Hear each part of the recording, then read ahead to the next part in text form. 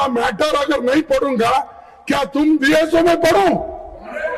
अरे it is my right what to speak, when to speak, how to speak. ये अच्छी परंपरा नहीं है और आपका अच्छा आचरण भी नहीं है।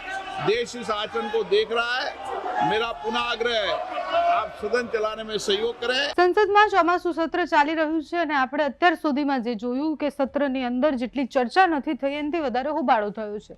ફરી એકવાર હોબાળાની ગૂંજ એ સંસદની બહાર ને અંદર બંને ત્યાંથી ઉઠી છે।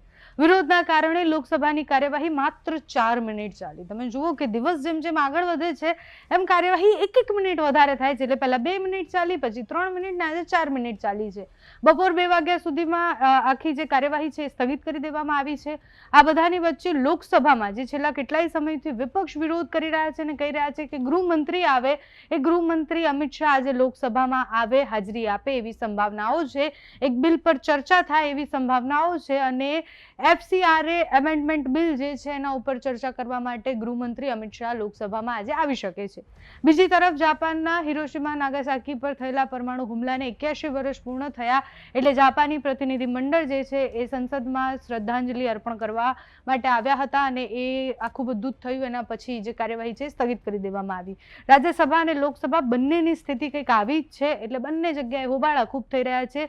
વિપક્ષ સતત પેપર લીક અને જંતર મંતર પર જે આંદોલન થયું છે એ આંદોલનમાં વિદ્યાર્થીઓને કોણે માર્યા અને કોના કહેવા પર મારવામાં આવ્યા છે એ બધી જ વાત કરવામાં આવી। ગઈકાલે વિપક્ષના મુખ્ય નેતા રાહુલ ગાંધી એ વિદ્યાર્થીઓને પણ મળ્યા હતા જે આંદોલનમાં ખૂબ ચર્ચામાં આવ્યા હતા। એટલે પેલી છોકરી જે છે રિયા એને મળ્યા, એના સિવાય બીજા જેટલા પણ ચર્ચિત ચહેરાઓ હતા એ બધાને મળી અને યુવાનોનો અવાજ જે છે એ યુવાનોનો અવાજ વિપક્ષ બનવા માંગતું હોય એ પ્રકારના દ્રશ્ય દેખાયા છે। સંસદની બહાર પણ ગૃહમંત્રી ગૃહમાં આવોના નારા लाग्या। છેલ્લા કેટલાય દિવસથી ગૃહમંત્રી કેમ સંસદમાં નથી આવતા એના પ્રશ્નો ઉઠાવવામાં આવ્યા હતા। આજે ગૃહમંત્રી સંસદમાં આવે એવી સંભાવનાઓ છે। જ્યારે વિપક્ષે હોબાળાની શરૂઆત કરી ત્યારે અધ્યક્ષ ગુસ્સે થયા અને કહ્યું કે વિપક્ષનું જે વર્તન છે એ સંસદીય વર્તન નથી। છેલ્લા કેટલાય દિવસોથી રાજ્યસભા અને લોકસભાના અધ્યક્ષ બંને ગુસ્સે થઈ રહ્યા છે અને વિપક્ષને કહી રહ્યા છે કે તમે ચર્ચા તો થવા દો, તમે મુદ્દાઓ તો મૂકવા દો, તમે આવો વિરોધ કેમ કરો છો અને વિપક્ષનું વર્તન સારું નથી એ વાત ફરી એકવાર આજે કરવામાં આવી છે। તો સંસદની અંદર અધ્યક્ષે શું કહ્યું સાથે જ बाहर जो होबाड़ो थयो तेना पर करिए नजर।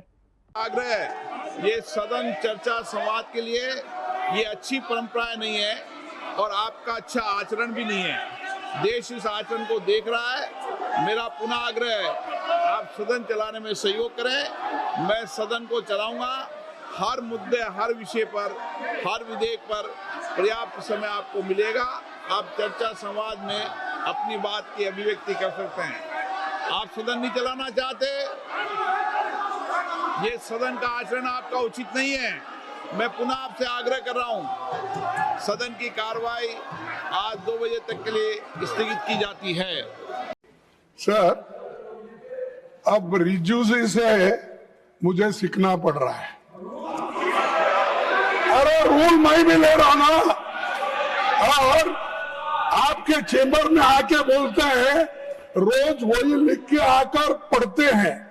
ये अगर रूल्स नहीं पढ़ूंगा, अगर मेरा मैटर अगर नहीं पढ़ूंगा क्या तुम डीएसओ में पढ़ो? अरे it is my right what to speak, when to speak, how to speak.